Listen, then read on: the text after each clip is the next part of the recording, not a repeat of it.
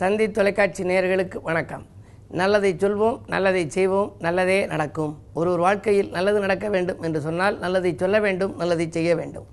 அந்த அடிப்படையில் இன்றைக்கு 5/8/2017 சனிக்கிழமை பூராடம் நட்சத்திரம் இரவு 1:19 வரை, பிறகு உத்திராடம் நட்சத்திரம். இன்றைக்கு சனி பிரதோஷம். இதை மகா பிரதோஷம் என்று சொல்வார்கள். எல்லா பிரதோஷங்களிலும் குறிப்பிடத்தகுந்த முக்கியமான பிரதோஷம் சனி பிரதோஷம். இன்றைக்கு நாம் நந்தியை வழிபட்டால் நலங்களும் வளங்களும் நமக்கு வந்து சேரும். நந்தியை பற்றிய மிக அற்புதமான தகவல்கள் நிறைய இருக்கின்றன. நந்திங்கிற பேர் இருக்கே, அதுக்கு முன்னால் ஆவண்ணான்னு ஒன்று சேருங்க, ஆனந்தி அப்படின்னு வரும். சில பெண்களுக்கு ஆனந்தின்னு பேர் வைப்பாங்க, ஆண்களுக்கு ஆனந்தன்னு வைப்பாங்க. ஆனந்தமான வாழ்க்கை அமைய ஆனந்தின்னு பேர் வைப்பாங்க. ஆகையினால இந்த நந்தியை நாம் வணங்கினால் நமக்கு ஆனந்தம் கிடைக்குமாம். நாம் ஆனந்தமாக இருக்க சிவபெருமான் நமக்கு அளித்த வரம்தான் இந்த நந்தி. சரி, இந்த நந்தியில் நமக்கெல்லாம் எல்லா கோயிலுக்கும் போகிறது சில பேர் நந்தியை கும்பிட மாட்டாங்க. அப்படி சிவனையும் பார்வதியும் கும்பிட்டு வந்துடுவாங்க. நந்தியை முதலிலே கும்பிட்டு விட்டு தான் உள்ளேயே நுழைய வேண்டுமாம். நான் உள்ளே செல்கிறேன், எனக்கு உத்தரவு தா என்று சொல்லி நான் உன்னுடைய அந்த ஈஸ்வரனை வழிபடச் செல்கின்றேன், எனவே நீ உத்தரவு தான்னு சொல்லிட்டு போகணுமா. பிரகாரம் வருகின்ற பொழுது கூட நான் வந்து நேரமாச்சு, நந்திக்கு தீபமாச்சு, பிரகாரம் 3 ஆச்சு, போய் வருகிறேன் சண்டிகேஸ்வரன்னு சொல்லிக்கிட்டு வரணுமா. சண்டிகேஸ்வரர் என்பவர் சிவாலயத்தில் வழிபட்டவர்களையெல்லாம் பதிவு செய்யக்கூடிய வல்லமை பெற்றவர் சண்டிகேஸ்வரர். இவர் நந்திதேவர் வந்து சிவாலயத்தை காவல் காக்கின்ற பொறுப்பை கொண்டவராம். எனவே தான் மதில் சுவரில் பூரா நந்தி வச்சுருக்கோம். பல ஆலயங்களில் பாருங்கள், மதில் சுவரில் நந்தி இருக்கும். ஏனென்றால் அது ஆலயத்திற்கு ஒரு காப்பாளர். அதே மாதிரி வைரவர் காவல் தெய்வம். இந்த நந்தி அப்படியே காவல் காக்கணும் அப்படிங்கிறதுனால தான் மதில் சுவரிலே வைத்திருக்கிறார்கள். பல ஆலயங்களிலே அப்படி இருக்கும். அது மட்டும் அல்ல, இந்த நந்தி சிவனுடைய திருமண காட்சியை பார்த்து மத்தளம் கொட்டியதான். அப்படி மத்தளம் கொட்டிய இடம் திருவீடிமிழலை. அங்கே போய் பார்த்தால் அங்கே நந்தி மத்தளம் கொட்டிய நிலை இருக்கும். அதே போல் சிவன் நர்த்தனம் ஆடுகின்ற பொழுது நந்தி தேவர் தான் எப்பொழுதுமே மத்தளம் கொட்டுவார் என்று சொல்வார்கள். அந்த நந்தியினுடைய அருள் பெறுவதற்கு நமக்கு என்ன தேவை என்றால், ஒரு அருகம்புல் மாலை, சிவப்பு அரிசி, அதாவது வெல்லமும் பச்சரிசியும் சேர்ந்த காப்பரிசி, அந்த காப்பரிசி, அருகம்புல் மாலை, நெய் விளக்கு, இவை 3 இருந்தால் போதும். அந்த தெய்வத்தினுடைய அருள், நந்தியினுடைய அருளை நாம் பெறலாம்.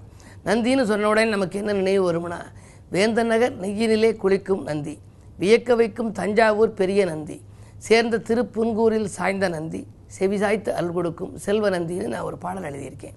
இவையெல்லாம் பிரம்மாண்டமான நந்திகள். வேந்தன்பட்டியில் இருக்கிற நந்தி மிகப்பெரிய நந்தி. தஞ்சாவூர் நந்தி உங்களுக்கெல்லாம் தெரியும், பெரிய நந்தி. வைத்தீஸ்வரன் கோயில் பக்கத்தில் இருக்கக்கூடிய திருப்பூங்கூரில் நந்தனாருக்காக நந்தி விலகிய இடம் பெரிய நந்தி. ஆந்திர மாநிலத்தில் லேபட்சின்னு ஒரு இடம் இருக்குது. அதை பற்றி கூட நம்முடைய தொலைக்காட்சியிலே, தந்தி தொலைக்காட்சியிலே ஒரு முறை முழுமையாக அபூர்வ தகவல்கள் என்று ஒளிபரப்பினார்கள். அந்த ஆந்திர மாநிலம் லேபட்சியிலே உள்ள கருங்கல்லால் ஆன நந்தி தான் இந்தியாவிலேயே பெரிய நந்தி என்று சொல்கிறார்கள். மதுரை ஆவடிமூல வீதியிலே மச்சக்காளை என சொல்லி மாக்காளை என சொல்லக்கூடிய மிகப்பெரிய நந்தி சுதை வேலையால் ஆனது இருக்கிறது. அதுபோல் ராமேஸ்வரத்திலே எல்லாம் இருக்கிறது. இப்படி பெரிய நந்திகளையெல்லாம் எல்லா இடங்களிலும் நாம் பார்க்கலாம். நந்தி மாதிரி குறுக்கால் நிற்காத என்று நாம் சொல்லக்கூடாது. நந்தி நிற்பது என்பது நந்தி சிவனுடைய பார்வையிலேயே இருக்குது.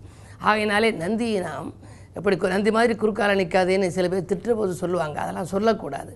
நந்தியை நாம் வழிபாடு செய்ய வேண்டும். அதற்கு மிக உகந்த நாள் இன்றைக்கு சனி பிரதோஷம். இன்றைக்கு நாம் பிரதோஷ நேரத்திலே நந்தியை வழிபட்டால் நம்முடைய தடைகள் அகலும், தனவரவு திருப்திகரமாக இருக்கும், குலம் தழைக்கும், நலம் கிடைக்கும் என்று சொல்லி இனி இந்திய ராசி பலன்களை இப்பொழுது உங்களுக்கு வழங்கப் போகின்றேன். மேசராசி நேயர்களே, நாட்டுப்பற்று மிக்கவர்களால் நன்மைகள் கிடைக்கின்ற நாள். இன்றைக்கு வீட்டு பிரச்சனைகள் படிப்படியாக நல்ல முடிவுக்கு வரும். நாளை சந்திக்க வேண்டும் என்று நினைத்த நபர்களை இன்றைக்கே நீங்கள் சந்திப்பீர்கள். வருமானம் போதுமானதாக இருக்கிறது. 5லே இருக்கிற புதன் பிள்ளைகளால் உங்களுக்கு ஒரு நன்மைகளை கொடுக்கப் போகின்றார். பிள்ளைகளின் வேலைக்காக முயற்சி செய்திருந்தால் அவர்களுக்கு வேலை கிடைத்து அதன் மூலம் உதிரி வருமானங்களும் கிடைக்கக்கூடிய ஒரு வாய்ப்பை இன்றைக்கு நீங்கள் காணப்போகின்றீர்கள். இந்த நாள் உங்களுக்கு ஒரு நல்ல நாள். ரிஷபராசி நேயர்களே, இன்றைக்கு சந்திராஷ்டமம்.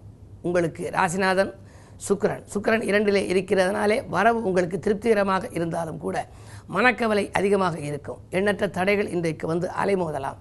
நந்தி வழிபாட்டை நீங்கள் மேற்கொள்ளுங்கள். பிரதோஷ நாள், அதிலும் குறிப்பாக சனி பிரதோஷம். உங்களுடைய ராசிக்கு அதிபதியாக விளங்கும் அந்த சின்னம் எது என்று சொன்னால் அது நந்தி. எனவே அந்த காளை சின்னம். எனவே நீங்கள் நந்தியை வழிபட்டால் உடனடியாக உங்களுக்கு நற்பலன்கள் கிடைக்கும். அருகில் இருக்கும் சிவாலயத்திற்கு சென்று நந்தி வழிபாடு செய்யுங்கள். இறைவனை நேசித்தும் இறைவனை பூசித்தும் இறைவன் திருவடியை நீங்கள் தொழுதும் இன்றைக்கு நல்ல நாளாக அமைத்துக்கொள்ள இயலும்.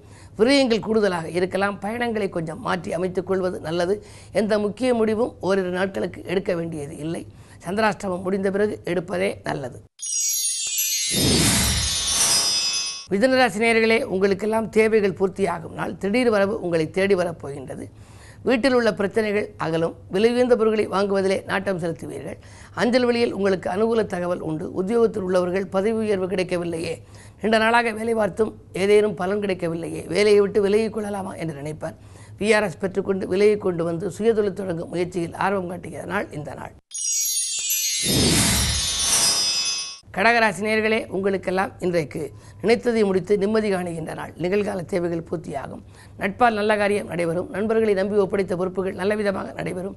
அரசியல் மற்றும் பொதுநலத்தில் இருப்பவர்களுக்கெல்லாம் புதிய பொறுப்புகளும் பதவிகளும் கிடைக்கலாம். இந்த நாளை மேலும் இனிய நாளாக அமைத்துக்கொள்ள சனிக்கிழமை என்பதால் இன்றைக்கு சனி பகவானையும் வழிபாடு செய்யுங்கள். நந்தி வழிபாட்டிலும் ஆர்வம் காட்டுங்கள். சிம்மராசி நேயர்களே, உங்களுக்கெல்லாம் விமர்சனங்களால் விரிசல்கள் ஏற்படுகின்ற நாள். யாரையேனும் பற்றி விமர்சனம் செய்தால் அதன் மூலமாக உறவில் விரிசல்கள் ஏற்படலாம். பொறுமையை கடைபிடிக்க வேண்டிய நாள். இன்றைக்கு உங்கள் இல்லத்தில் உள்ளவர்களை கொஞ்சம் அனுசரித்துக் கொள்வது நல்லது. விரயங்கள் கூடுதலாக இருக்கிறது என்று கவலைப்படுவீர்கள். பணம் வந்த மறுநிமிடமே உங்களுக்கு செலவாகலாம். பிள்ளைகளாலும் தொல்லைகளை சந்திப்பீர்கள். புதிய முயற்சிகளில் ஈடுபடுவதில் சில தாமதங்களை நீங்கள் காணலாம். என்ன இருந்தாலும் தாமதங்கள் அகல, தடைகள் விலக இன்றைக்கு நந்தி வழிபாட்டை மேற்கொள்வது நல்லது. கன்னிராசி நேயர்களே, உங்களுக்கெல்லாம் சூழ்ச்சிகளை முறியடித்து வெற்றி காணுகின்ற நாள். சுகங்களும் சந்தோஷங்களும் வந்து சேரும்.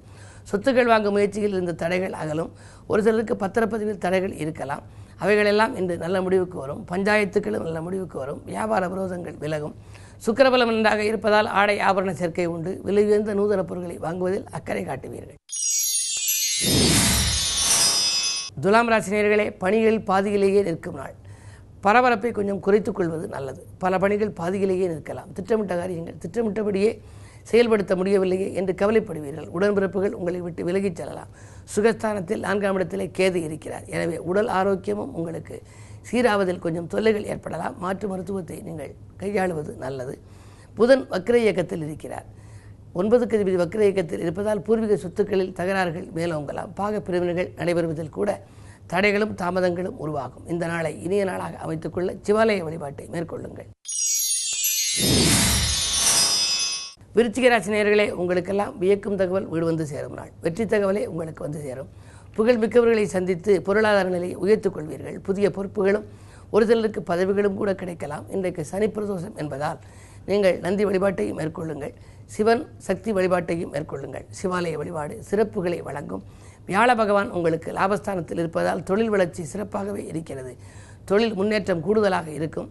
தொழில் எதிர்பார்த்தபடியே உங்களுக்கு லாபங்கள் கிடைக்கலாம். வியாபார விரோதங்கள் விலகும்.